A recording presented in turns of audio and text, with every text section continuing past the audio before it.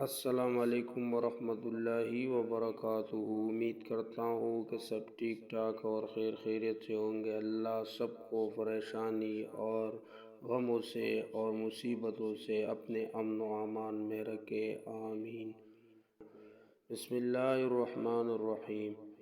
نبی کریم صلی اللہ علیہ وآلہ وسلم نے فرمایا، جو شخص ایمان اور یقین کے ساتھ شام کو یہ کلمات ادا کرے پھر رات کو فوت ہو گیا تو وہ جنت میں داخل ہوگا، اور جس نے صبح کو یہ کلمات ادا کیے پھر فوت ہو گیا تو جنت میں داخل ہوگا، اور وہ درج ذیل کلمات یہ ہے: اللہم انت ربی لا الہ الا انت خلقتنی وانا عبدک وانا علی عہدک ووعدک ما استطعت اعوذ بک من شر ما صنعت ابوء لک بنعمتک ولا ابوء بذنبی فاغفر لی فانہ لا یغفر الذنوب الا انت۔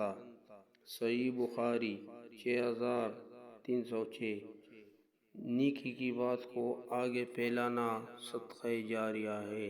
اس پیغام کو آگے لوگوں کے ساتھ شیئر کیجیے۔ نبی کریم صلی اللہ علیہ وآلہ وسلم نے فرمایا، جس نے میری ایک حدیث سنی اور دوسروں تک پہنچائی، اللہ اس کے چہرے کو روشن رکھے۔